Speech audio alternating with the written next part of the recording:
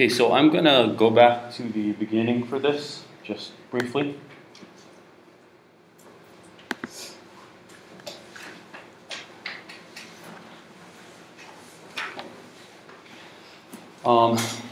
Normally what I'm going to do with these lectures, and there's pretty much one per chapter, and this one is about typical in length. So usually it will take us one day to do these sort of notes on the chapter, and then a second day I'm going to use for whatever political philosophers usually we're going to talk about. So today, for this era, it's really Plato. Okay, so we talked a little bit last time about the ancient debate. Does anybody remember what the two sides were when we went over this in this debate? Yes? Realism and idealism. And the majority of you said that you are realists. Okay? And that not handsome guy there is, anybody remember? Socrates. Okay. So we did talk a little bit about realism and idealism. We'll talk about what's called sophists. We talked about spa. These are all the things we're going to cover in this lecture. Utopias. Hawaiian history. People who had before Hawaiian history, remember what a utopia is? Yeah? What is it? An idea for a perfect society. Perfect society. Good. And then we'll go over all these political ideologies. Now, as we do that, it's important to keep in mind the question why. Why are we even learning this?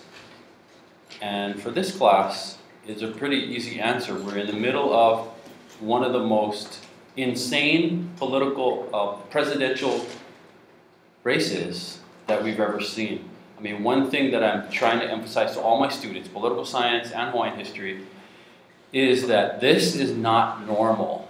What we're seeing with Trump is not normal. And I'm saying that because if you're learning about elections by watching this one, then you're getting a very, very warped and distorted idea about how elections work. Now, in some ways, this election does illustrate some political concepts, but my view is that that's not a good thing. Those concepts that it's illustrating are not things that we really want to see happening. Anyway, that'll make more sense when we get to that. Okay, so a lot of the political statements that are being made these days will fall into one of these camps. So when you understand what these different views are, if you can get to the point where you can almost predict what the one side is going to say, the other side is going to say. And there's not only two sides. It's not only idealists, realists, liberals, conservatives. It's more complicated than that. Okay, so let's get into it. Did it help to watch the Batman film when you got to the reading? Yeah? So the first thing they talk about is Batman, the sound effects in the old Batman, right? Yeah. Kapow and all of that, and then how much better the new Batman is. And then it got right into talking about Harvey Dent, also known as Two-Face, and how you see idealism and realism in the same person in that case. And then I actually talked about this yesterday, how this debate between the two sides can get projected all the way up to the international level. Talked a little bit about Star Wars. Han Solo and Luke Skywalker. I think that there are a lot of us who are like Luke Skywalker, but we really wish that we were more like Han Solo. What do you think?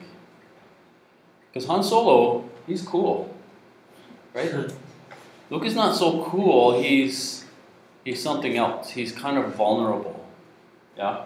He puts his heart on his sleeve. He's not as cool, but really, the story is really about him.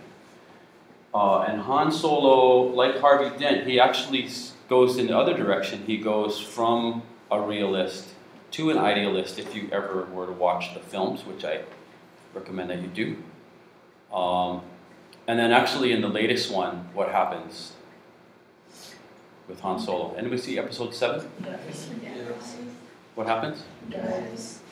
Okay, but at the end of his life, what's he doing? He kind of goes back to being a realist, right? He goes back to smuggling, he's dealing with all these low lives. Yeah? So he goes from realist to idealist back to realist, I would say. Now, you probably didn't think of that when you were watching the movie, right? You just look at the special effects, but these themes are there, and that's why I keep saying politics is everywhere. And so, I don't know what the only other thing I would want to say is that I would bet that there's a lot of us who are idealists who pretend to be realists just because being a realist is safer, right? You don't look naive, right? We see that in the sovereignty movement, which was brought up yesterday.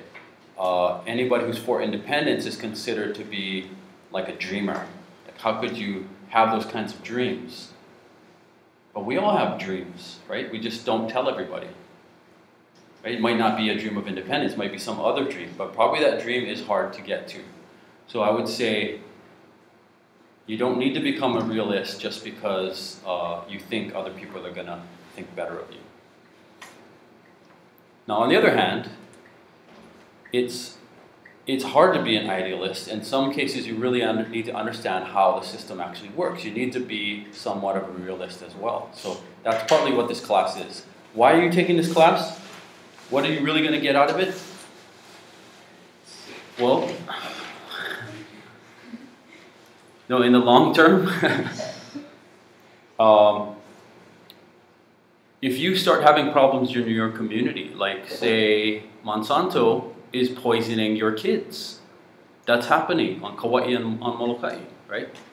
In fact, on Sunday I was at a rally at the Iolani Palace. Was anybody there? Yeah? Sure. So tell us about it. I went. What was it about? That's the question. It was kind of just this gathering of people. I don't know how to explain this. The messaging wasn't very good, actually. Yeah, I didn't think so. I think a lot of people went for a lot of different reasons, and there wasn't really just one concrete reason. Like, yeah. A lot of people went because they heard people who were involved in the Mauna Kea movement were going to be there, so they thought they should be involved. And then there were some people there still talking about like Kanai'onawalu. Some people were there who were talking about Monsanto. There was just a lot of different problems and a lot of people who went to address those problems, but it's kind of like a mixing pot of all of them. Good. And the sponsor of the rally was the Shaka movement, which is not a sovereignty group. I believe it's an anti-GMO group on Kauai. But one speaker actually said something really good, was that we're all here for different reasons, but the unifying factor is aloha aina. Aloha aina, whether it's literal, whether it's literally taking care of the land physically, or the other meaning, the metaphorical meaning of aloha aina, which is what? Hui aloha aina. If you call yourself an aloha aina, what does it mean? Patriot. Patriot for the Hawaiian Kingdom. So I think that's what we saw with that rally. That rally was different from most of the others that I've been to. Anyway, I was going to bring the shirt to show you guys, but it's just another example of politics being all around us. Okay. Okay, going back. Remember the acronym SPA, S-P-A, but you might actually want to add another A on there, S-P-A-A. And the second A is Alexander. That is Alexander the Great. This is a lineage of teachers. Socrates taught Plato, Plato taught Aristotle, and Aristotle taught Alexander the Great. Anybody see the movie with very poorly cast Colin Farrell as Alexander the Great? It was a while ago now, but I used to show that in world history. these three are philosophers, so that's why there's only three on there. But Alexander was a conqueror. Yeah. I need it. Oh, sorry. Anybody else need a paper?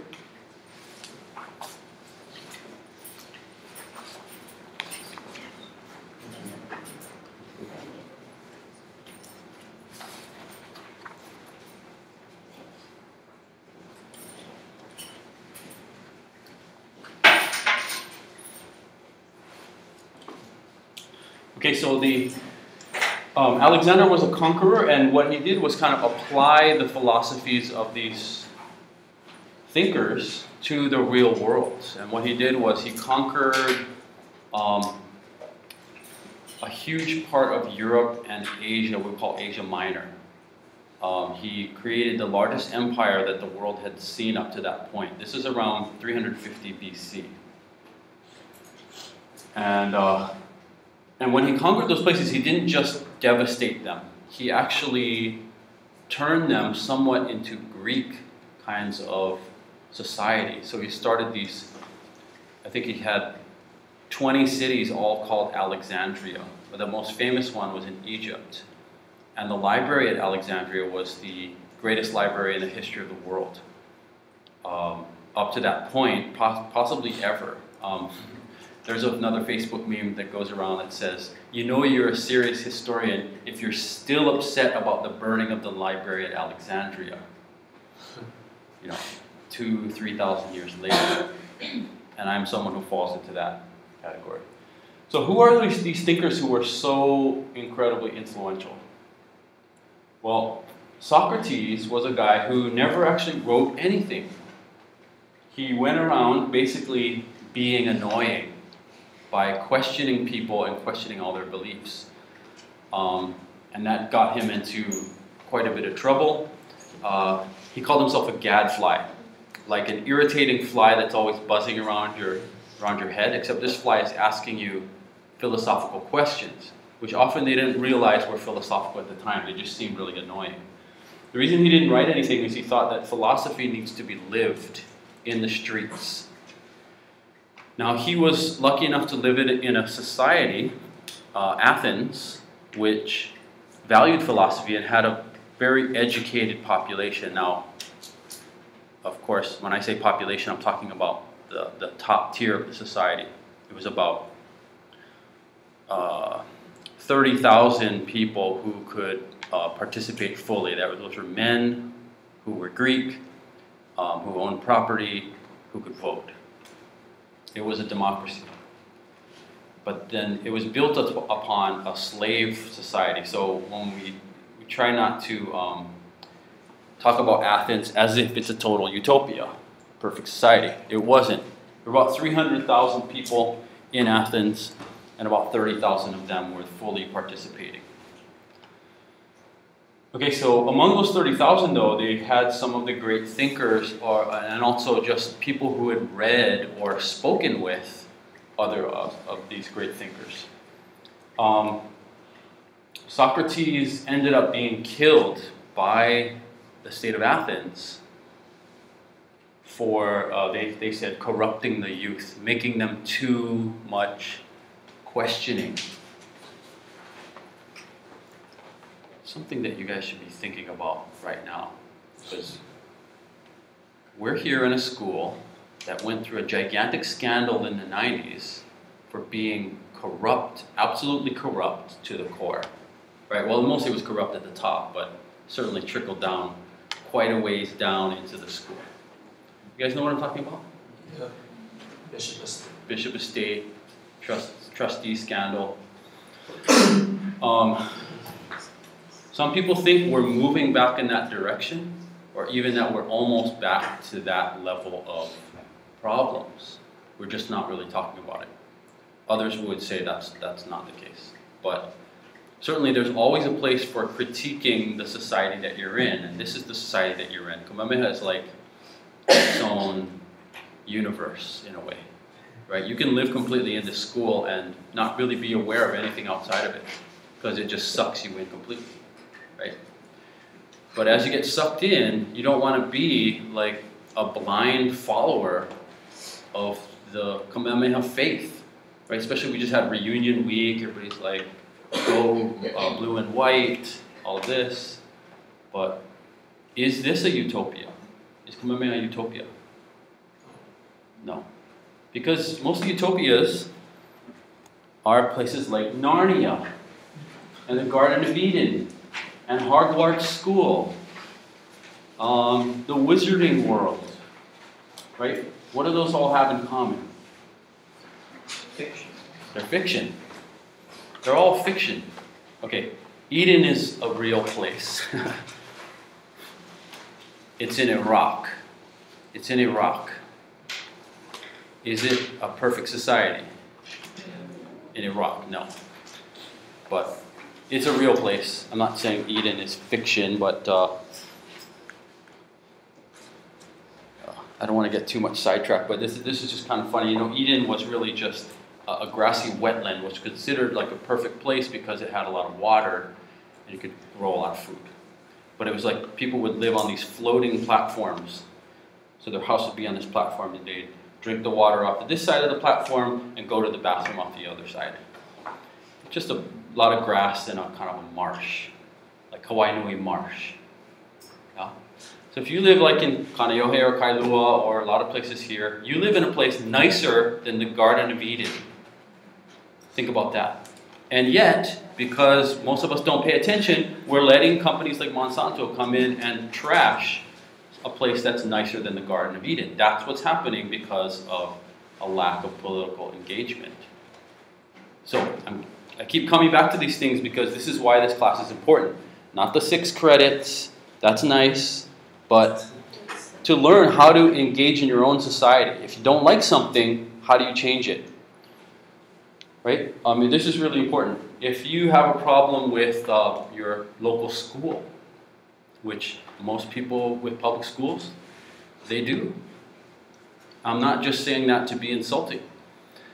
You know, out of the 50 states, Hawaii's public education ranks 51st. How is that even possible? That's how bad it is. Washington, D.C. Now, Washington, D.C. is not known for good schools, is it? They have horrible schools. Hawaii's worse. Detroit, their schools are like falling on the kids. Hawaii's worse. Hawaii's spending is less. Teacher salaries are less. And the spending per pupil is less. That's why you're sitting in these rooms right now. Because your parents know if you go to those schools, you're not going to be middle class. That's why you're here. Okay, so this is what we call understanding the political reality you live in. There's a historical and political reason why you're sitting right here right now. Yeah? Because if you can get out of those schools, then you have a chance. You have a chance. You have about a 50% chance because that's a graduation rate from college. At Kamehameha is about 48, 50%. Anyway, that's why you're sitting here too, because we're trying to get that rate up by giving you a head start. We're giving you a 6 credit head start right here this summer. Can you see what's going on? Okay? This is why we're here. It's not because Pauahi and no, it's real politics happening right now. Okay. It all kind of goes back to these guys again. Socrates taught Plato. Plato is the one who wrote things down. And we'll watch a little video about Plato. A lot of what he wrote they weren't novels. They were called dialogues. They were discussions between Socrates and other people. So Socrates is always the star of the show that Plato wrote. And so you can see how Socrates functioned if you read those. And I uploaded one of those dialogues to your Laulima. Plato was there when Socrates was executed. He was forced to drink poison. And I think this picture here, that's Socrates. That's the cup of poison. This is the people who are turning away because they're so upset to see the greatest philosopher in Athens being executed. But he's not even looking at the thing. He's still making another philosophical point. in his last seconds of life. This is a great painting by the French painter David called The Death of Socrates. Okay, so these ideas that go all the way back to ancient Greece are still kind of with us. In Star Wars and Batman and Narnia.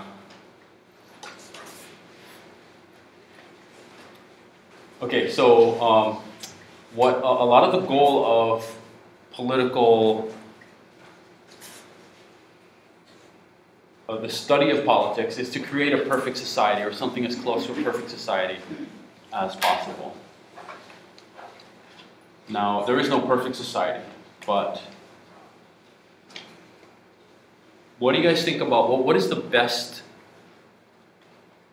that the world has done so far? Did they actually have a ranking of the happiest countries in the world? And take a guess what's number one. Norway. Sorry? Norway. Norway. That's very close. Maybe in some rankings it is. Huh? Is it Finland? Finland? Okay, you guys are totally right in the right area. It's the Scandinavian countries, often Denmark, which is, there's 4 Scandinavian countries, right? Finland, Norway, Denmark, and Sweden. Denmark often comes out number 1, and we'll talk about why that is. It's not a coincidence.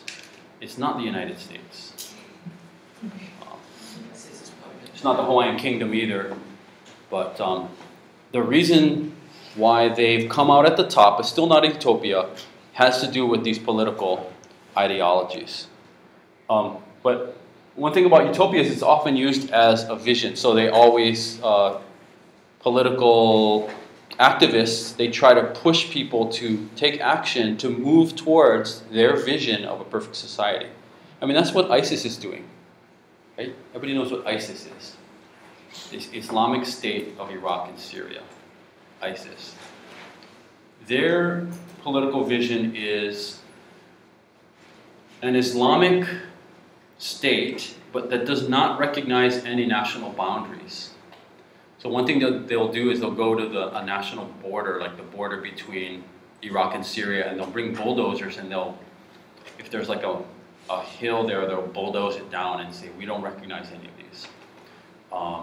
It's a perfect society in their view that has slavery. If you're an infidel, if you don't believe in Allah in the correct way, you can be enslaved. And they are enslaving people.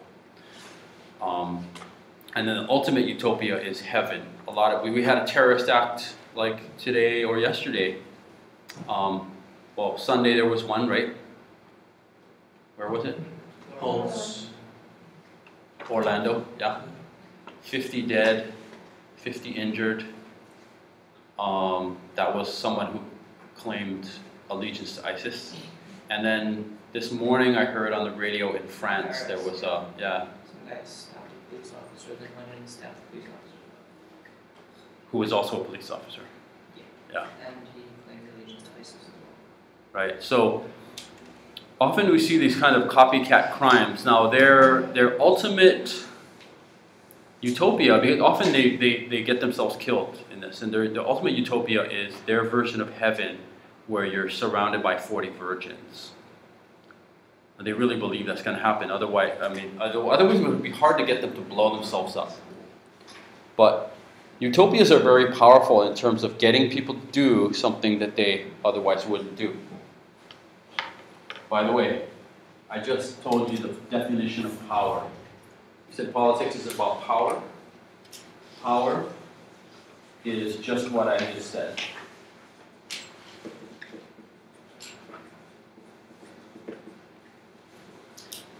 The ability to get someone to do something. Not something they were already going to do, but something they otherwise would not.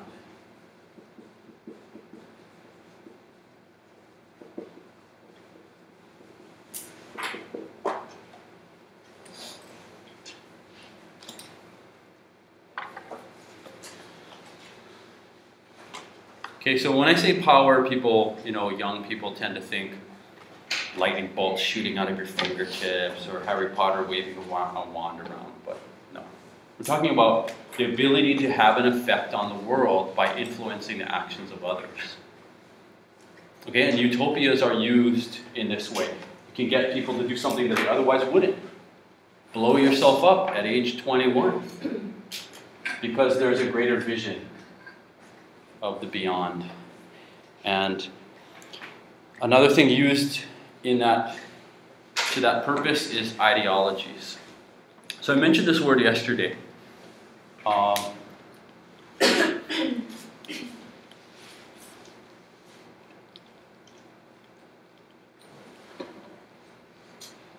Okay, so what is an ideology? Ideology is at a midpoint between a theory. So a theory is just an explanation of how things happen. Right? So the theory of evolution is a theory, right? Organisms evolve. That's how we got all the organisms that exist now. An ideology is a philosophy built around that theory. So you might call yourself an evolutionist. I'm someone who, my whole political beliefs are based around this idea of evolution. I'm an evolutionist. I believe in the ideology of evolution. And then at its extreme is dogma. Dogma is, you ever know people who, no matter what you say to them, they'll never change their beliefs? Maybe you don't know, do you guys know people like that? Probably they're adults, because when you're a teenager, you haven't formed the ideas quite solid enough to make a dogma. But some Christians could be in this category, right? Like, I don't care what evidence you show me. The Bible says the world is 10,000 years old, therefore it is. Right? So it'd be like a dogma. Okay, so ideology is a theory simplified for political action. It uses symbols. Anybody recognize any of these symbols? Oh, that one. We pray to it every 2 weeks, right? Down with Kahu. Yin Yang.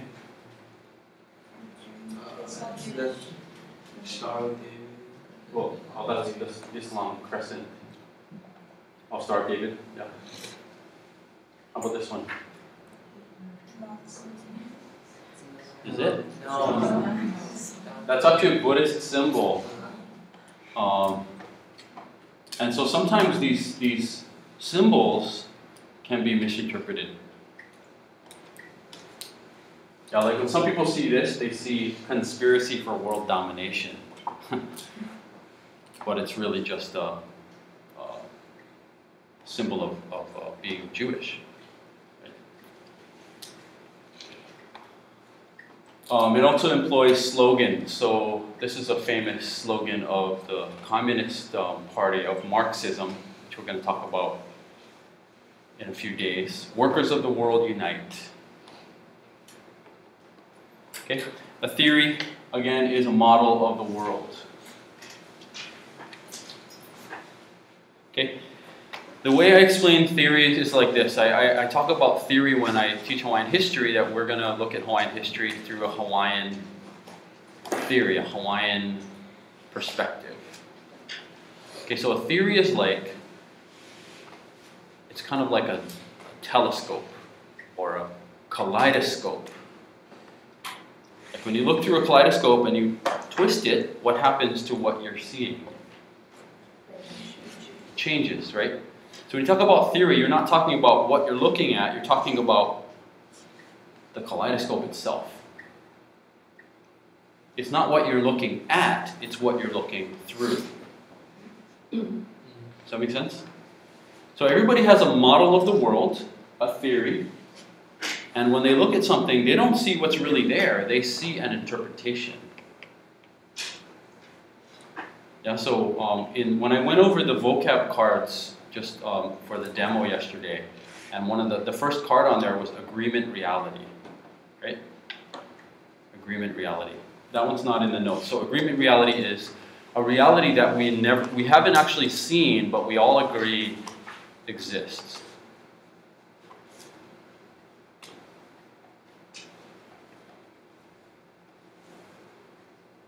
Okay, so what's an example of agreement reality? Well, one of the main ones that we live in is the idea that economic growth is good. Right? You guys take economics, or you're going to be taking economics. Anybody take it already? Unless you had Kumu Momi, who's kind of an idealist. She's super young. It was assumed that economic growth is good in those classes. But to think about it another way, economic growth also damages the environment. Where do products come from? They come from the environment, so therefore economic growth hurts productivity. So you might say economic growth is bad for the economy indirectly, right? I'm not saying that I'm right or that side is right. I'm just saying there's other ways to look at it. Your theory is not always right. And that doesn't mean it doesn't work. Sometimes it'll still work even though it's kind of still wrong, which is a really interesting thing. What's another theory? Let's just have a couple examples so we can understand really what a theory is. Talk about evolution, theory of economic growth, yeah. Big Bang Theory. Big Bang Theory. Oh, you guys know about the show. You're thinking of the show probably. What is the Big Bang Theory? The actual theory? The world became to be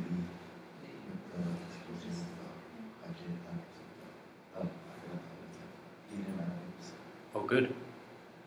Yeah, so that at one point there was a concentrated object that was infinitely dense and infinitely compact, and it exploded. That's the Big Bang. And they can actually measure when that happened, 14.6 billion years ago. And they even can measure when light first appeared in the nanoseconds after it. Although they've been finding some of the new discoveries have caused them to go back and have to to question the Big Bang Theory, to revise it. And there's even a theory out there now that says the Big Bang might not have been the first Big Bang. It might have been part of a series of bangs.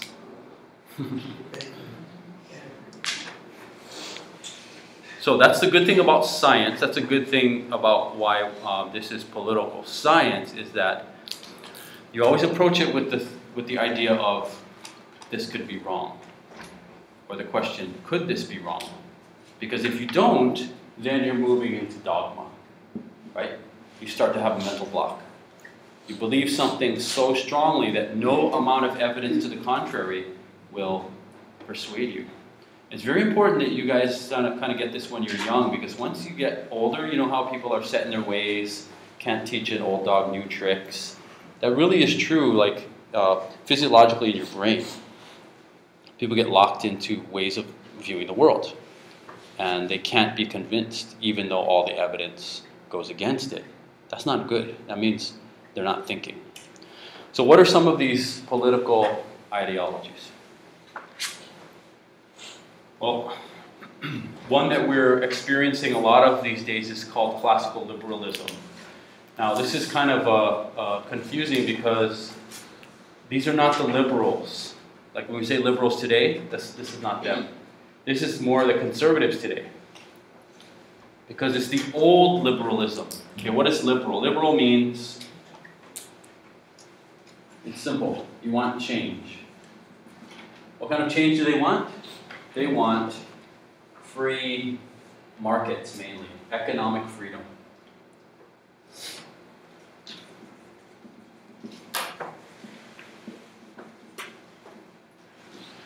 Okay, so this theory was it developed in response to the older economic system called mercantilism. So mercantilism was a system where the monarch, the king or the queen, gave a certain, usually a nobleman, the right to do a certain trade. So like Sir Francis Drake got the monopoly. He was the only one able to trade tobacco in Virginia with England.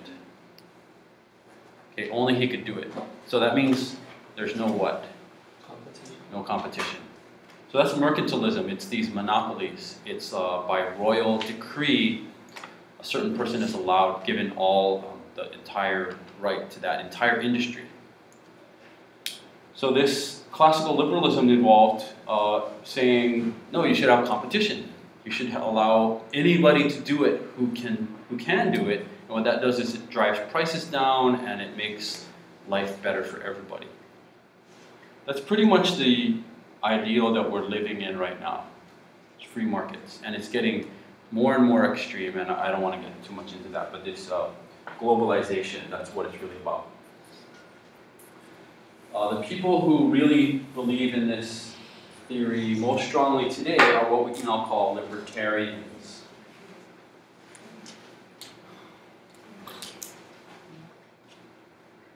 I think I should stop there. In order to understand what a libertarian is, you need to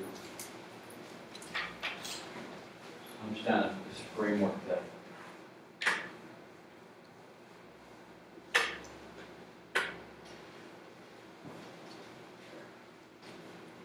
we'll do this as an icebreaker as soon as I.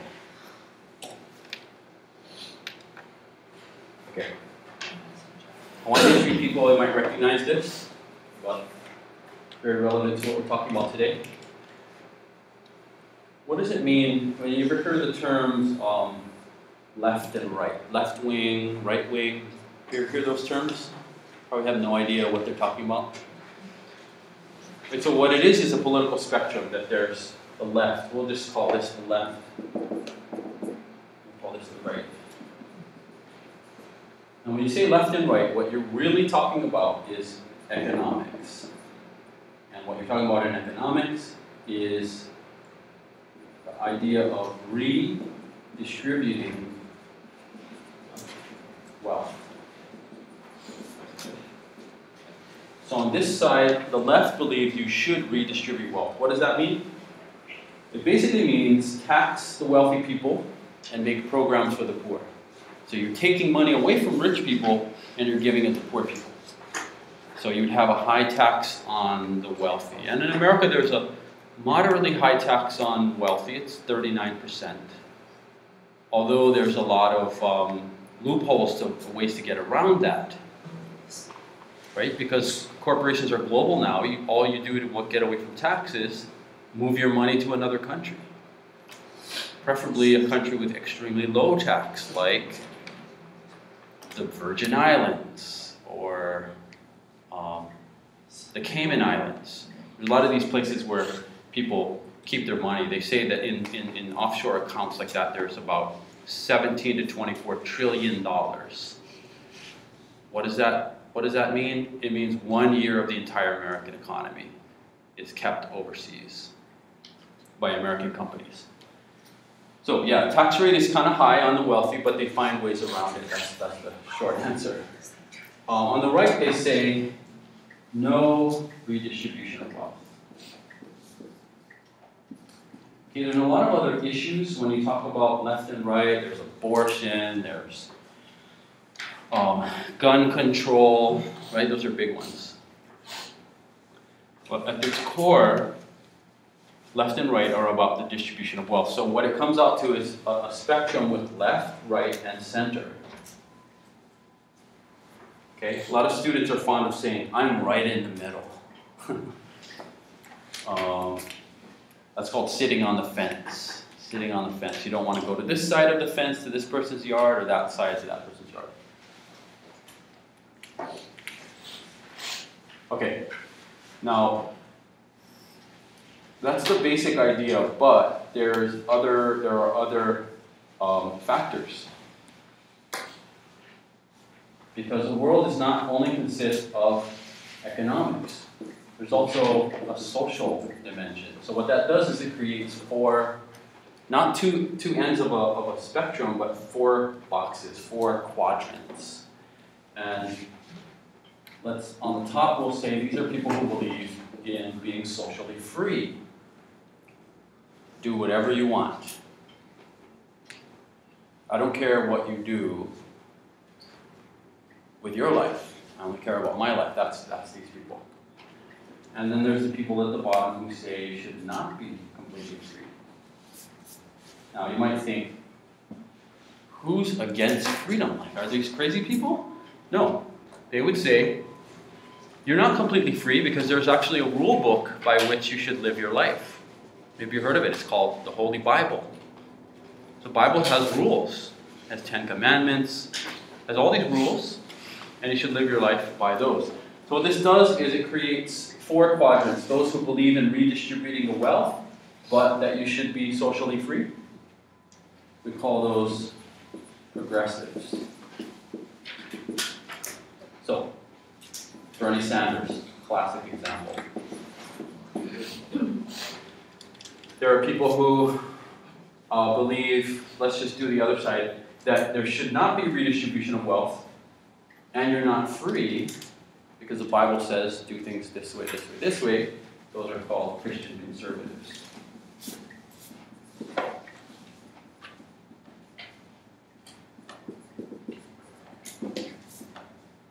Okay, so classic example, Ted Cruz.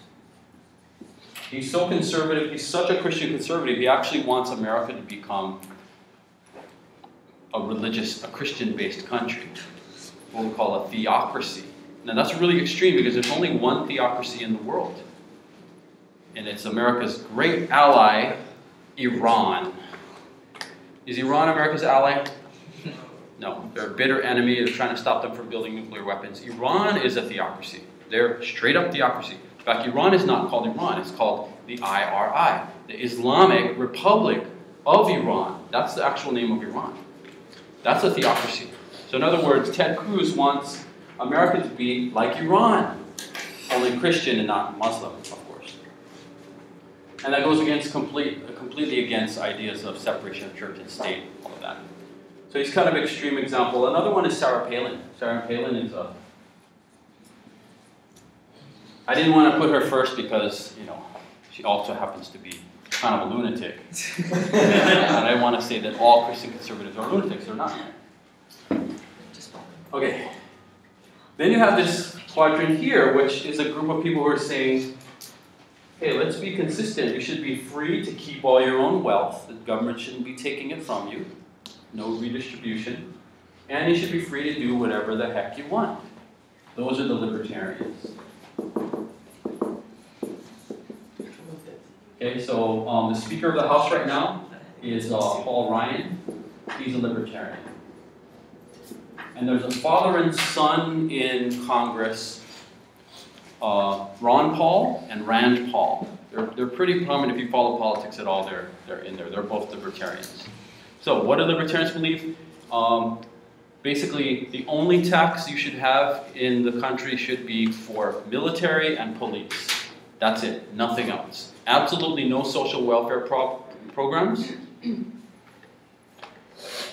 And if they're consistent with their beliefs, they would also say no welfare for corporations. Because I saw this thing, this chart. I don't know if it's true, but the average American, if you pay your taxes, you give $2 of your taxes goes to welfare for poor people, and about $56 goes to welfare for companies, mostly oil companies. So if you're against welfare, you should be thinking mostly about the companies, the wealthy companies that get welfare, not poor moms in the slums. Anyway, libertarians, at least they're kind of consistent. They say, let's get rid of all welfare. And the government's duty is simply to protect private property. That's it. So for that you need a military and you also need police. Okay, And then you have a group here who believe in the redistribution of wealth, but they say you're not free. They have a rule book that you should live by. It's not the Bible. It's called the Communist Manifesto. It's not very prevalent in the US. This would be somebody like Joseph Stalin. Right? Because in the Soviet Union, yeah? Remember Mr. Arko, principal? His degree was in Soviet studies. A lot of people don't know that. His master's degree in Soviet studies. He wrote 3 chapters of his dissertation. He's on the way to get a PhD in Soviet studies. So he's interested in things like this, the Russian Scorpion submarine. See? Julian. Arko. That's his cup. Top secret. And so he used to study these things.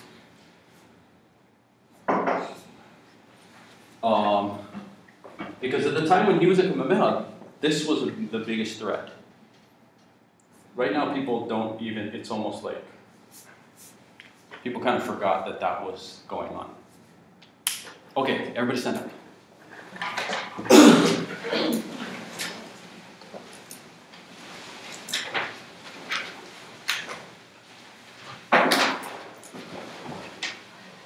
Okay, so I think you know what the icebreaker is. Which quadrant would you put yourself in?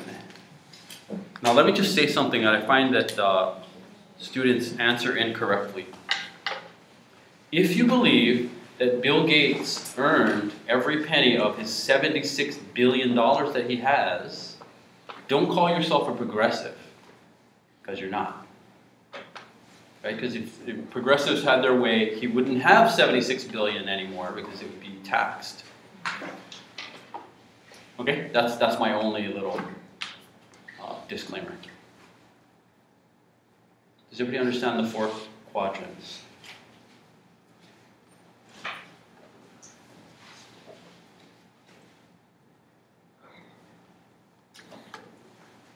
Any communists?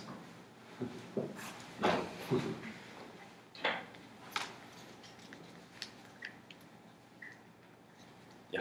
Libertarian. Libertarian. Okay. Oh, let me take a vote. Oh, let's take a vote.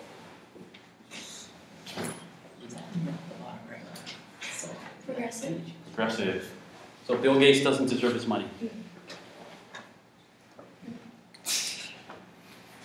I just say that because a lot of people call themselves progressive, but if you ask them that question, it would say, no, Bill Gates earned every penny of it, even though he stole the main idea that got him.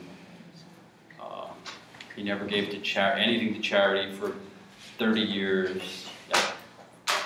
Progressive. I thought you guys were realists.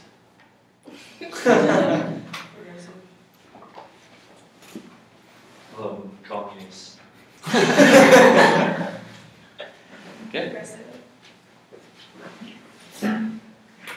Progressive. Don't just jump on the bandwagon now. No Christian conservatives? Libertarian. Libertarian. Progressive. Libertarian.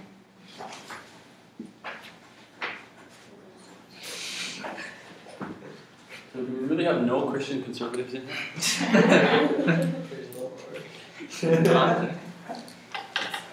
Quite surprising. Well, I asked you guys what you are, so I should say what I am. You know, we have this idea that a teacher should be completely neutral. And once you get up to university, which is where we're going, you realize that's just a joke. The idea that anybody is neutral is just wrong. Everybody has a viewpoint, right? Everybody has a lens that they look through the world with. Okay, and my lens is progressive. Part of that is generational. It's been interesting because my whole teaching career I've taught millennials. And in the beginning, they were all libertarians.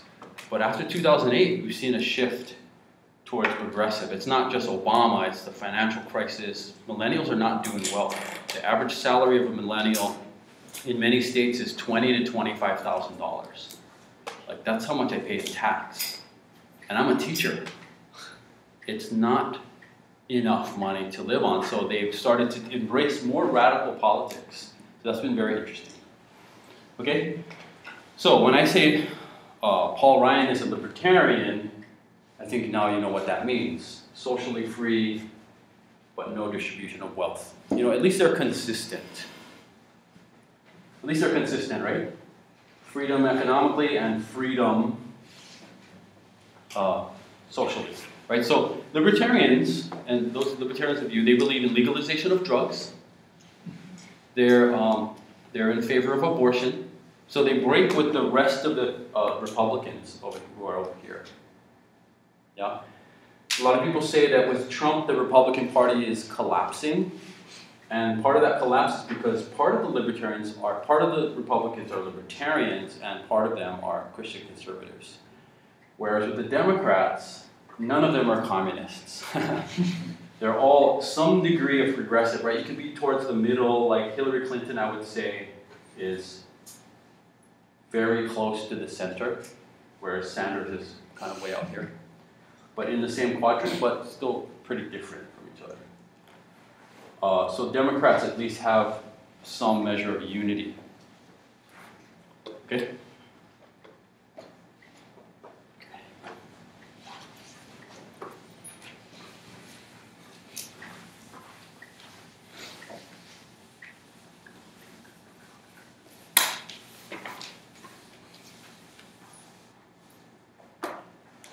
I think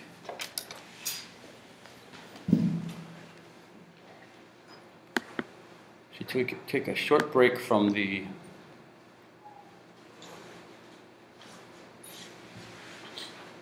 lecture and look at the video about Plato, so we can understand him a little bit better.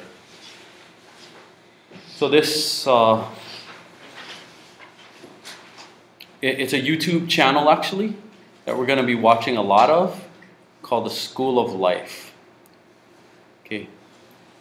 Better remember that. You'll remember that by the end. The School of Life. It's a very interesting and useful, and I think a positive program. And it's started by a man named Alain de Botton. It's like a French name, but he's actually Swiss, but grew up in England. So he's kind of an international guy. He has a degree in philosophy. I'll just tell you, some of these are R-rated because they're not for schools, they're for adults who are done with school and still haven't figured out the world yet. And so he uses philosophy and psychology and other things to get people to kind of have a better life, not be so hard on yourself. So a lot of them are things like how to deal with capitalism, things like that.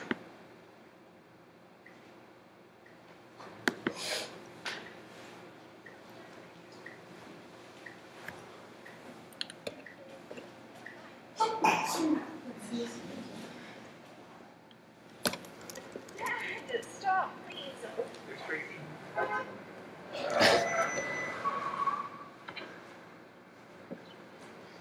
This video has had 1 million views, which is, for a philosophy video, pretty amazing.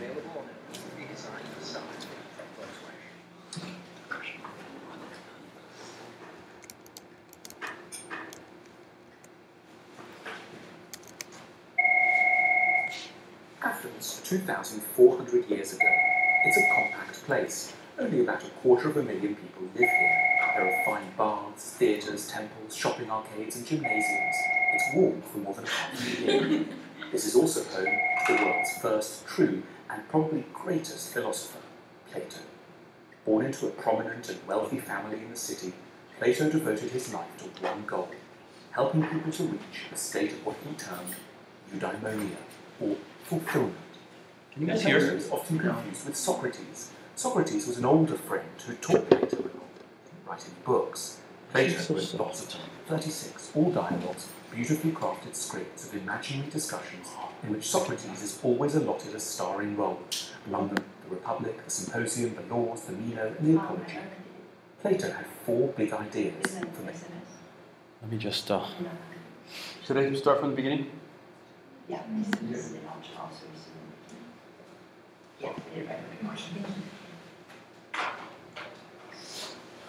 Can you turn that light off? Okay, I got a little bit more volume here.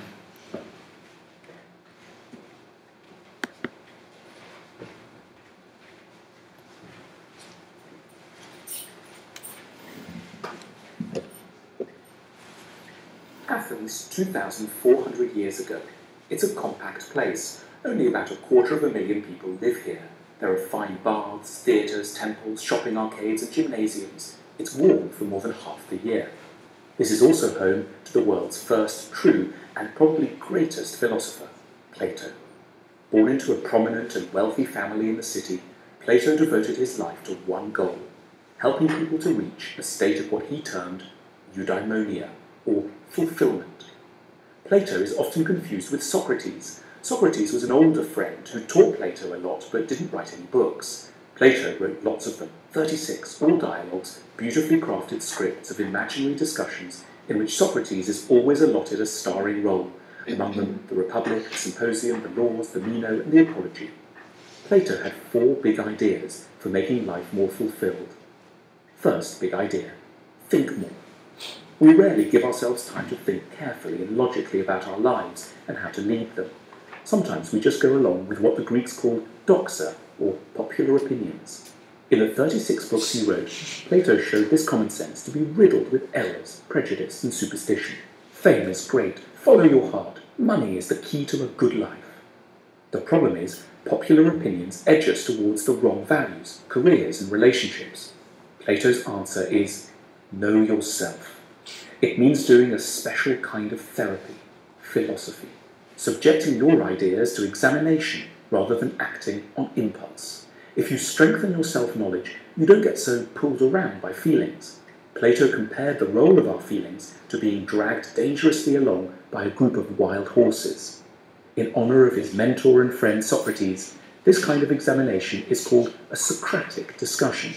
You can have it with yourself, or ideally with another person who isn't trying to catch you out, but wants to help you clarify your own ideas. Second big idea, let your lover change you.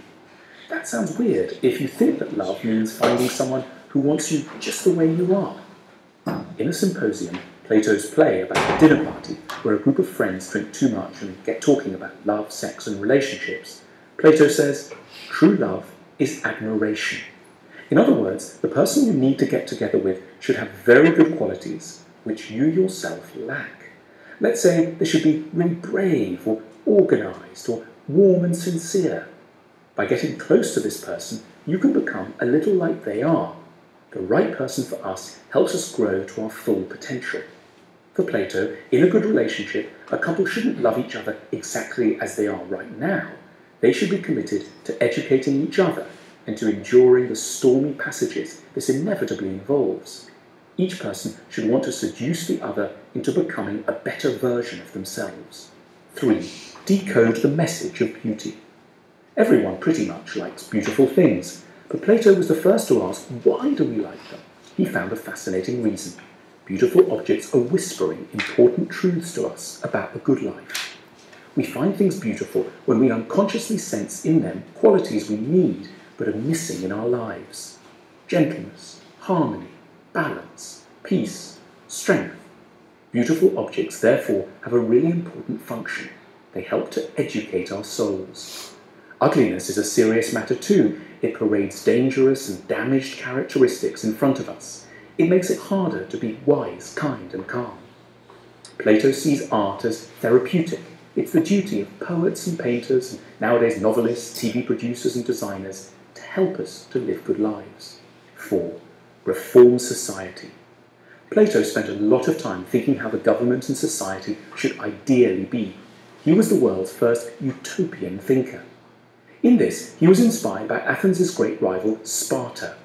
This was a city-sized machine for turning out great soldiers. Everything the Spartans did how they raised their children, how their economy was organised, whom they admired, how they had sex, what they ate, was tailored to that one goal. And Sparta was hugely successful from a military point of view. But that wasn't Plato's concern.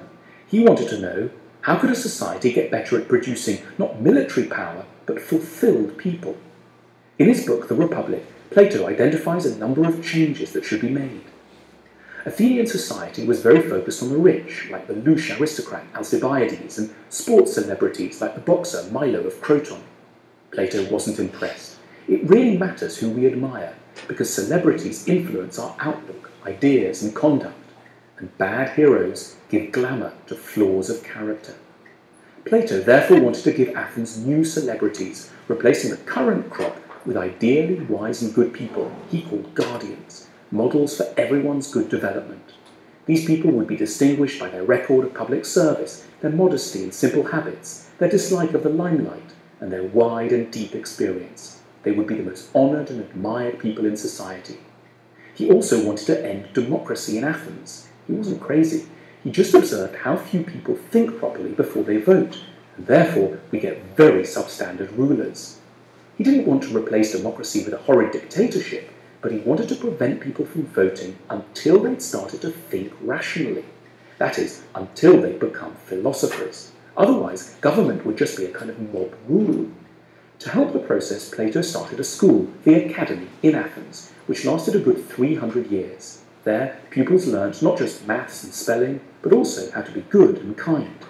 His ultimate goal was that politicians should become philosophers. The world will not be right, he said, until kings become philosophers or philosophers kings. Okay, so that was Plato in 6 minutes, which is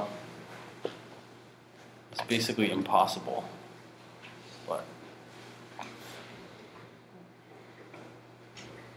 and we will watch that. So see, there's a lot of these. We're going to watch this one later on. Might watch this one maybe even today or Thursday. But there's Aristotle. So there's something I recommend you could even watch on your own. And they're very practical. Let's see.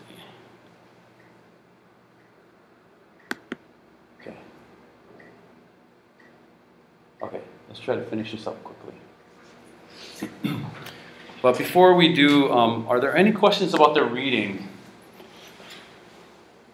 This is the moment. Are you going to let it wash over you or ask?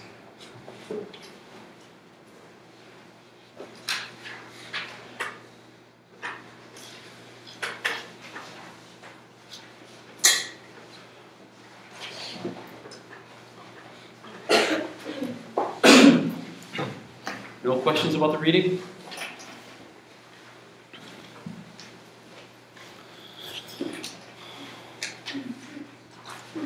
Okay, so we kind of understand what classical liberalism is and libertarianism. Yeah? Classical conservatism. This one wasn't on the chart that I made. All it is saying that it's saying keep things the same. Change is dangerous. So what they're saying was that there's a reason why certain things are done a certain way. Over long periods of time, we've developed traditions, and we may have forgot the purpose of why the traditions were developed the way that they were. Right? So every year, having Founders Day and singing the same damn songs over and over again, right? Tradition. But maybe we forgot 100 years ago why that was done that way, and maybe there's a good reason that we just don't know. So don't change it, keep it the same. That's what classical conservatism would say. The best known classical conservative was Edmund Burke, and there is actually a School of Life video about him, but it doesn't really deal with the core of this. It's somewhat on the side. But something more contemporary would be gay marriage. Some people who are against gay marriage would say, there's a reason why marriage is the way it is. without gay marriage, which was, in the old days, they thought that the entire purpose of marriage was to have children. This idea of things we have now, like dinks. Anybody know what that means? Double income, no kids. That's the answer right there. Double income, no kids. The idea that you would marry somebody and not have kids was kind of unheard of, unless you couldn't have kids. But since the 60s, when they had, birth control was created, you had the choice of whether to have kids or not. And some people choose, many people choose, to get married and not have kids. And this word dinks is kind of, it's slightly insulting, because those people, imagine having a double income and no kids. Those people end up becoming pretty wealthy.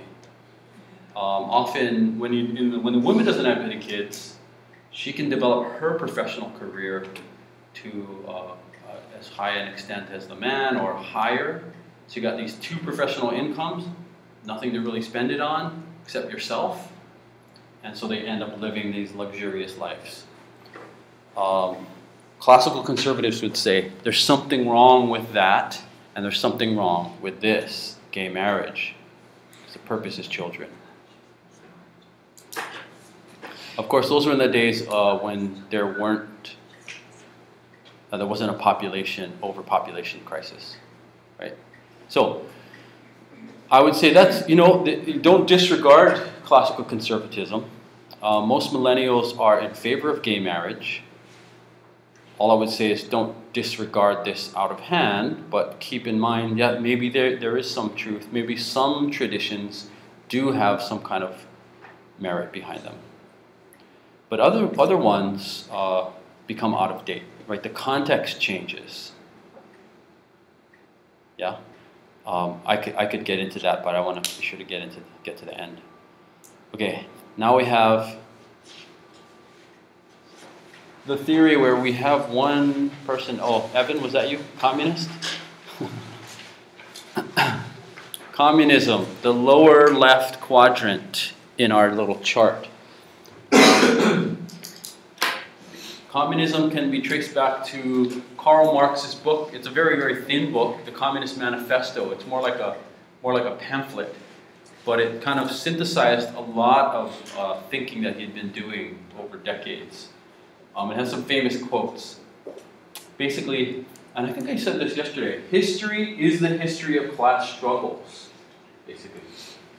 I mentioned that as one of the views of international politics, that it's all about class, social class, poor, middle class, rich. Another famous quote, workers of the world unite. I mentioned that earlier. The thing about Marx is that he was a philosopher, but another thing he said was, philosophers up to this point have interpreted the world. The point is to change it. And that's interesting that he was the one who said that, because he never saw the change in his lifetime, but after he died, only a little while after he died, there was a revolution pretty much around the world, and it got to the point by the middle of the 20th century where 1/3 of the world was living under governments that were based on the ideas of Marx.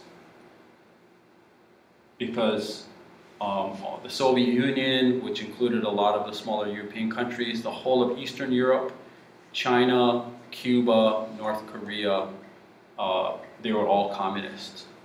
So it ended up being 1/3 of the world living under communist regimes. And that led to the Cold War. If you guys haven't seen Bridge of Spies, have you seen Bridge of Spies? Tom Hanks? It's about the Cold War and spies going back and forth between the communist side and the Americans. Or a movie called Trumbo, which is starring the guy from Breaking Bad. It's about a writer who was blacklisted for being a communist in America. He wrote the screenplay for the movie Hawaii with Mary Poppins from 1966, which I show in my class. He was a communist. Okay, what are communist beliefs? Basically, the government should take control of the means of production. So in that case, they meant mainly factories. The things that produce, if the government controls them, it can spread the benefits out equally. Okay, so if you were living in a communist country, if you were a mechanic or a doctor or any other kind of job, janitor, you make the same amount of pay. There's only 2 communist countries left. Anybody know? North Korea? Okay, China is communist in name, but not in practice, yeah. They have a communist party, but they don't act like communists at all. They're capitalists. The other one is Cuba. So North Korea and Cuba are the last 2 communist countries. If you don't count China, which you shouldn't count China. Okay, then there's democratic socialism. Who's that? You guys feeling the burn? All you progressives. Basically, what they try to do is combine the strengths of capitalism with the strengths of communism. And some of the countries that you mentioned as being the happiest countries in the world, Norway, Finland, Denmark. Finland, by the way, has the best education system in the world. And it's not based on excellence, it's based on equality. Right? America has a bad education system, right? You know this. Do you know that 9 out of 10 college students don't know who won the Civil War? 7 out of 10 don't know who the United States got its independence from. So, to me, it's like, why bother being American? Why bother being patriotic if you have no idea about the origin of your own country? It's really, really bad. So America has a bad education system. It's not because the good schools aren't good, right? Harvard, Yale, Princeton, those are best schools in the world. But the average is really bad because Americans are not focused on equality. And that was what Bernie Sanders, with his political revolution, as he called it, was trying to change. Saying we need more equality in the system. We need to be more like those Scandinavian countries that you guys mentioned. We need high taxes, especially on the wealthy. We need to close all those loopholes so we can get the benefits of socialism and the benefits of capitalism combined. But looks like Bernie lost. Barely. Somewhat similar, I would say that Hillary Clinton is in this camp here, reform liberalism. That there's nothing wrong really with the system as it is, you just need to tweak it. You need to make minor adjustments here and there, and you need to improve access to the system. That's basically a moderate liberal point of view, that there's nothing fundamentally wrong with American institutions, but you just need to make minor adjustments. Yeah? If Native Hawaiians, do you know that Native Hawaiians graduating from public schools, their graduation rate from college is 9%? 9%. So not even 1 in 10 public school graduates who are Native Hawaiian are finishing college. To me, that's like a catastrophe. I mean, what are we comparing it to? The American average is 29%. So not everybody goes to college, but about a third do, and a third finish. 2/3 go to college and 1/3 finish. That's what it is. And so if you have a problem with that, only 9% of Native Hawaiian public school graduates are graduating from college. What do? You make a program. The Native Hawaiians in College program, some nice acronym, and then that is how you fix the problem. That would be a reform liberalist approach.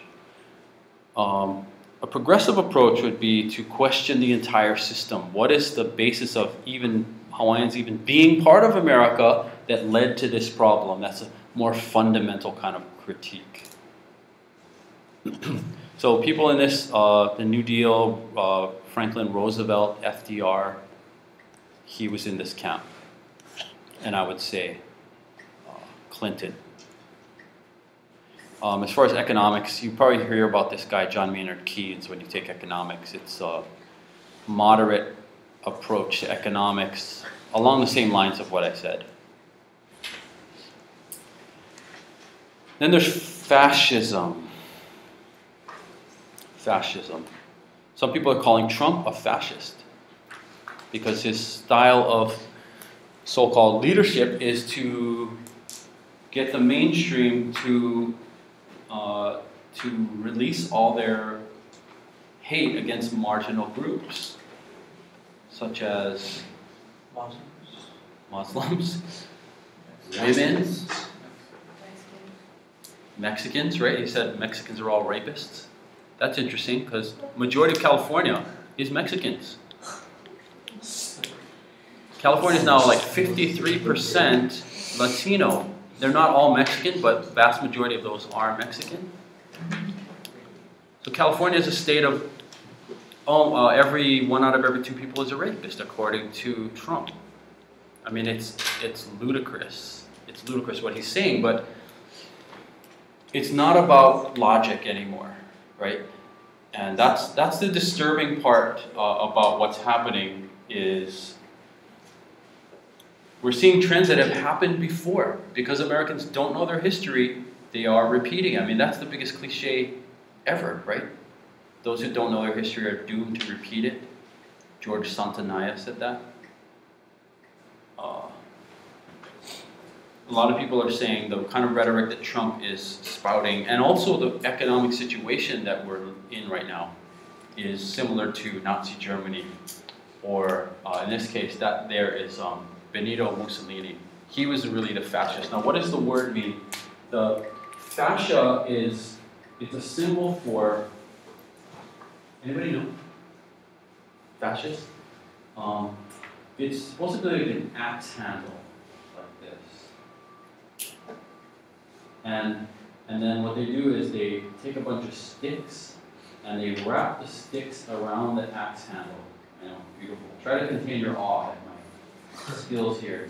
And they wrap it with a tight string. And what those sticks do is protect the axe handle from cracking. Now the idea is the dictator, the dictator is the axe handle and the people are the sticks. So the people shield the dictator from being broken. That's literally the Latin term fascia, or Italian fascia. That's what the image means. Okay, so if it was Trump in the middle, all his supporters who have actually raised their hands like this to Trump, who said, everybody who's going to vote for Trump and loves the USA, raise your hand. And they all went like this. Yeah. So stupid. So they don't pretend to believe in democracy. They don't believe in democracy. They want a government without dissent, right? Democracy assumes there's going to be dissent. The democracy is the dialogue between dissenting groups, and they come to some kind of agreement. It's sometimes an ugly process, but dissent is part of it. Fascism pushes that out. When Mussolini was running Italy as a fascist dictator, some of the commentators, like English people who believe in democracy, they would say, well, you know, Mussolini actually, he makes the trains run on time. Because in Italy, it was notorious for trains being usually late. They'd be like 4 hours late. But just to be inconsistent, they would occasionally be an hour early. Right? So if they were always 4 hours late, that would kind of be okay, because you would know, oh, it says 9, we know it's going to be here at 1, so just go down at 12:30. But no, occasionally they'd be early. It was super inconsistent. You had no idea when you needed to be at the train station to get where you're going. But Mussolini said, you guys in charge of the rails, if you don't make the trains run on time, you'll be executed. And all of a sudden, the trains are running on time. So English people who would visit there to go and look at the nice museums and the galleries, they said, hey, get these trains to run on time, that's kind of nice. But the cost is huge. But fascism is something, if you call somebody a fascist today, it's an incredible insult. It's like calling them a Nazi. But back then it was actually a theory that people believed in. Okay, so this last part of the lecture, I think, is good for a first lecture because it's asking the questions of kind of introductory questions. What is politics anyway? Well, like I've been saying, politics is everywhere. Another way to say that is it's ubiquitous. It's always all around you. There's a definition of power that we covered earlier, the ability to get someone to do something that otherwise wouldn't. The greatest philosopher of power, in my view, was this bald man here. His name was Michel Foucault. Everybody say Michel Foucault. This might be the first class to teach him in Kamehameha, but I'm not sure. But this is, if you end up in the political science department at UH, it's all about this guy. I think we have a shrine to him in the back of the department up there at Manoa.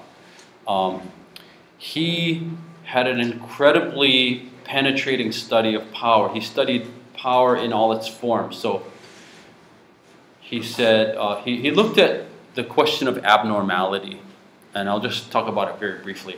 He looked at things that we consider abnormal. So sexual deviance. He himself was homosexual, and he would go on these sexual rampages where he would disappear and who knows what he was doing for days and days, and then he would appear back. Anyway, needless to say, he was one of the early victims of AIDS in 1984, before they even knew really what it was.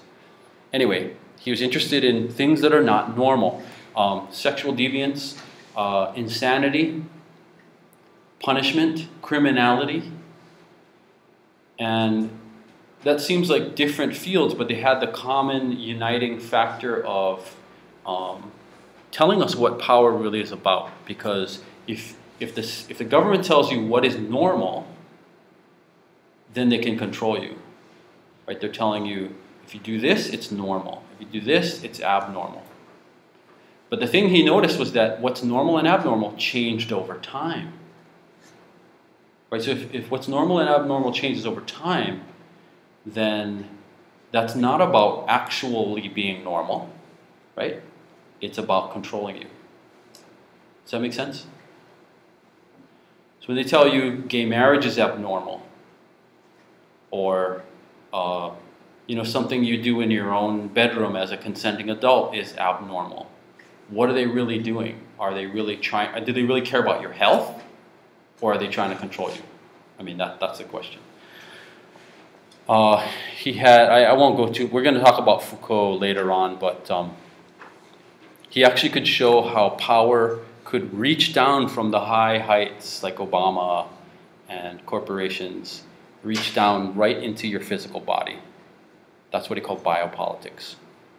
And that it was all done through discourse. It's all done through discussion back and forth. Okay, and lastly, that's what is politics. What is political science? Well, it's not really a science, especially if you end up at UH. We are really kind of freaks over there. This class that we're doing right now is very, very conventional. It's very conventional, and the reason is, it's kind of an experiment, right, of giving a college class to high school kids. And so I want it to be not some freak show class where I just make up some stuff and call it political science. I want it to actually be political science, where any school you go to, they'll recognize this as a political science class. Okay, so having said that though, what is political science? It's really the study of power in all its forms, in any form. So this is my friend here. He's a Japanese Rastafarian. Back in the 1990s, he was regarded as the most brilliant student in the political science department. He got a scholarship, which is basically from the Emperor of Japan, to go to UH to get his PhD. And what he produced was a dissertation that led to this book here, From Kung Fu to Hip Hop. His dissertation was about Bruce Lee, Jimi Hendrix, and Bob Marley. Not things you would usually associate with political science, right? But what I'm trying to show you is that you can be anyone, you can be yourself, like Masa here, Masa Kato is his name, and you can study whatever you want, because power is everywhere. Everything has some kind of component of politics. Okay, that's why people are writing about Iron Man and Avengers and Bruce Lee, Harry Potter. There was a guy who wrote a dissertation on the politics of surfing. Actually got his PhD. It's like the politics of surfing.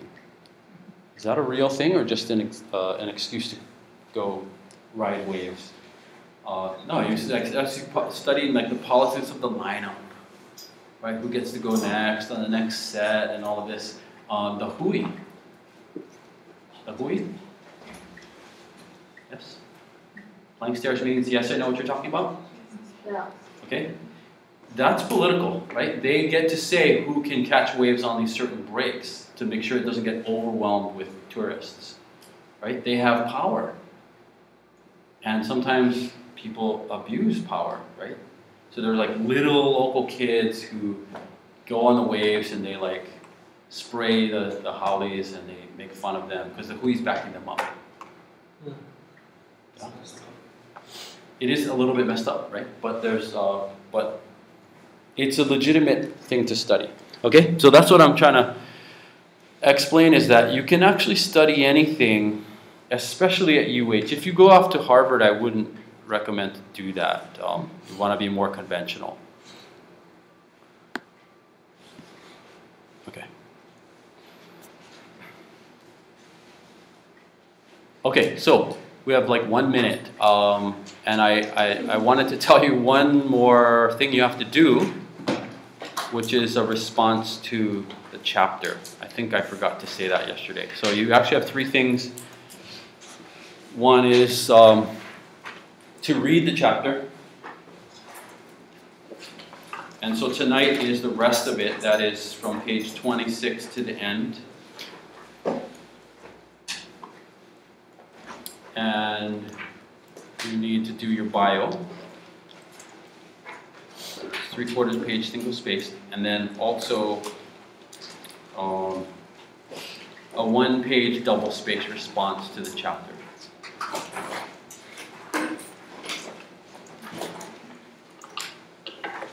Okay. Normally I would try to give you a sample about what a good one looks like. The reason I'm not doing that is if I give you a sample of what a good response to this chapter looks like, then I've sort of given away what you're supposed to write in there. But once you've done the one, I'll give you a sample that you can use for the next one. At least to see what kind of things I'm looking for.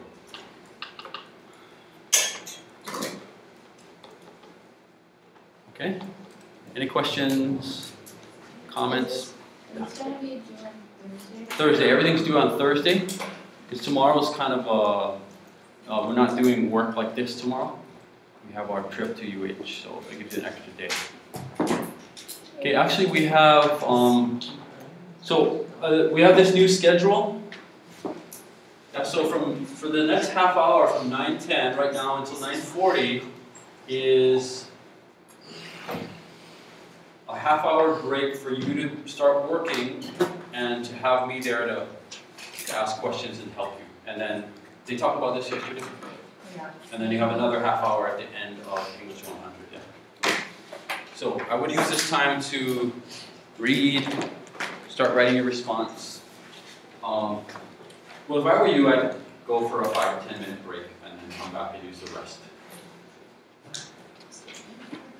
Okay, any more questions?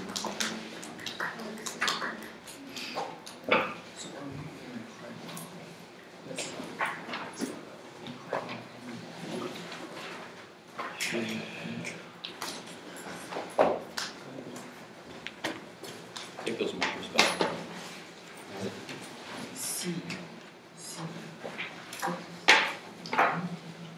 Everybody take down their participation.